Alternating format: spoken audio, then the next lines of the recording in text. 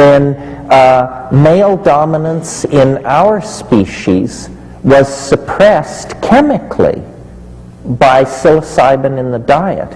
It was still there, hardwired in the genes, but chemically suppressed by an orgiastic religious style that had everybody taking mushrooms at the new and full moon and then having sex in a heap, basically.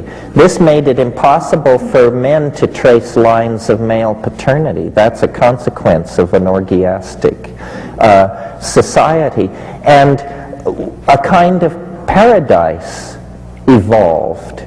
And it was during that paradisical interlude that language, theater, altruism, metaphysics, poetry, dance, religion, all of the functions that we equate with unique humanness evolved under the aegis of a near symbiosis with psilocybin, mushrooms.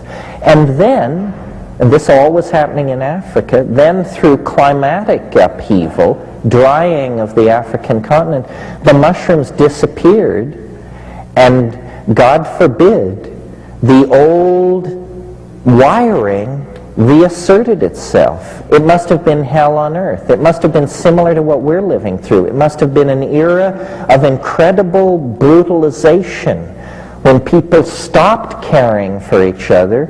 People stopped having group sex. They started fighting over women, fighting over territory, bashing each other's brains out, appointing leaders, developing weapons. The entire sick set of pathological institutions that leads to our dilemma was evolved in the wake of the invention of agriculture and the abandonment of nomadism and so forth and so on. And this is why I think we're so funny on the subject of drugs, because we are literally the children of a drug.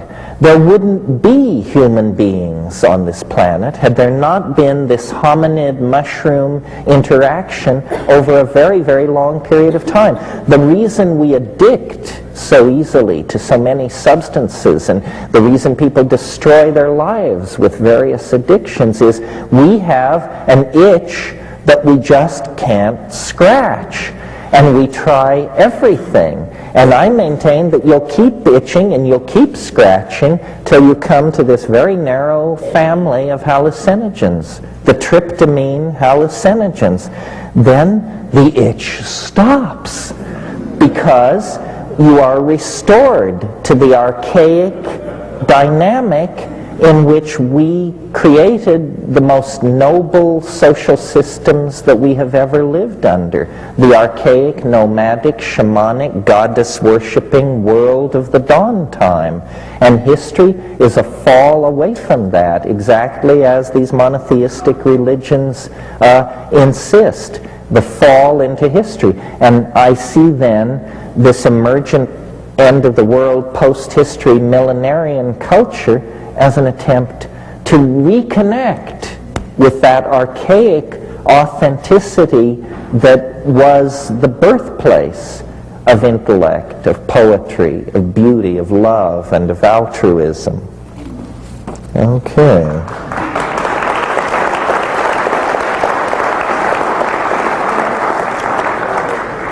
These are great questions. I wish I had more time. Here's one.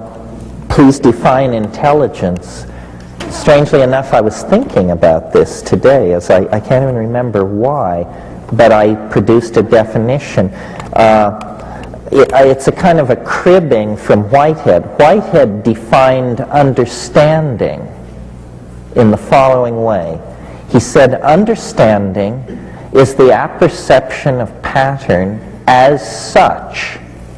That's all. For instance, in this room there are many patterns. Where the men are, where the women are. Where the over 40s are, where the under 40s are. Where the wealthy and the poor are. Each of these patterns, if you can see it, tells you more about the situation. And presumably there are an infinite number of these informative patterns. So I would define intelligence as Whitehead defined understanding. Intelligence is the apperception of pattern as such. And the more of the pattern and the more patterns that you perceive, the more intelligent you are. Of course, these patterns must actually be there. Otherwise, you're delusory. And that's a different issue. And then I'll do one more here. Oh, you don't want go fast through them.